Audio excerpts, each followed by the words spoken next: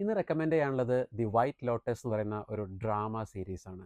അപ്പോൾ ഇതിന് 3 സീസൺസാണുള്ളത്. അപ്പോൾ വൈറ്റ് ലോട്ടസ് എന്ന് പറയുന്നത് ബേസിക്കലി ഒരു റിസോർട്ടാണ്. ഓരോ സീസണിലും ഈ റിസോർട്ട് ഓരോ കൺട്രിയിലുണ്ട്. അപ്പോൾ എന്താ സംഭവിക്കുന്നതെന്നുണ്ടെങ്കിൽ നമ്മൾ ഈ സീരീസ് ഓരോ സീസണും സ്റ്റാർട്ട് ചെയ്യുമ്പോൾ ഗസ്റ്റ് ഈ റെസ്പെക്റ്റീവ് റിസോർട്ടിലേക്ക് വരുന്നു. അവരവിടെ സ്പെൻഡ് ചെയ്യുന്നു ഒരു ഹോളിഡേ. അപ്പോൾ ആ വരുന്ന ഗസ്റ്റുകളുടെ സ്വഭാവങ്ങൾ, അവർ തമ്മിലുള്ള ഇൻറ്ററാക്ഷൻസ്, ഇതൊക്കെയാണ് ബേസിക്കലി ഈ സീരീസ് ചർച്ച ചെയ്യുന്നത്.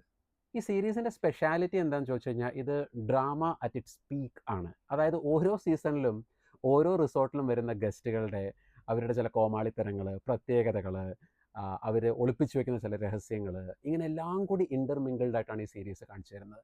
തുടക്കത്തിൽ 2-3 എപ്പിസോഡിലൊന്നും നമ്മൾ അത്ര ഇങ്ങോട്ട് കണക്റ്റ് ആവില്ല സീരീസുമായിട്ടും ക്യാരക്ടേഴ്സായിട്ടും. പക്ഷേ ഒരു 3 എപ്പിസോഡൊക്കെ കഴിയുമ്പോൾ we will literally feel that we are living inside that same resort with dum.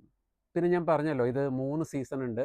ഓരോ സീസണിലും ഈ റിസോർട്ട് ഓരോ കൺട്രിയിലാണ്. അപ്പോൾ ഓരോ സീസണിലും അറൗണ്ട് 90% ഓഫ് ദി എന്താ പറയുക സീരീസും ഷൂട്ട് ചെയ്തിരിക്കുന്നത് വിത്തിൻ ദ റിസോർട്ടാണ്. അപ്പോൾ ഒന്ന് ആലോചിച്ച് നോക്കൂ, വേറെ ലൊക്കേഷൻസ് ഒന്നുമില്ല. ആകെ ഒരു റിസോർട്ട്, അവിടെ വരുന്ന 3-4 ഫാമിലീസ്, അവരുടെ ഇൻട്രാക്ഷൻസ്, അവർ മാനേജ്മെൻറ്റും തമ്മിലുള്ള ഇൻട്രാക്ഷൻസ്, അതിൽ ചില കോമഡീസ്, ചില ട്രാജഡീസ്. പിന്നെ എല്ലാ സീസണിലും ഒരു ക്രൈം നടക്കുന്നുണ്ട്. അത് തുടക്കത്തിൽ തന്നെ കാണിക്കും. പക്ഷേ എങ്ങനെ ആ ക്രൈമിലേക്ക് ഇവരെല്ലാവരും കണക്റ്റഡ് ആയിട്ട് എത്തിച്ചേരുന്നുള്ളതാണ് സീരീസ് ബേസിക്കലി കാണിക്കുന്നത്.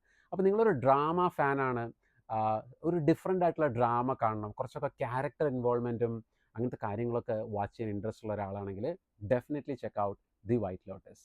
ഈ വൈറ്റ് ലോട്ടസിൻ്റെ സീസൺ 3 വെരി റീസെൻ്റ്ലിയാണ് റിലീസായത്. ഞാനത് കണ്ടിരുന്നു. എല്ലാ സീസൺസും ഒരേപോലെയാണ്, വളരെ നന്നായി എടുത്താണ്.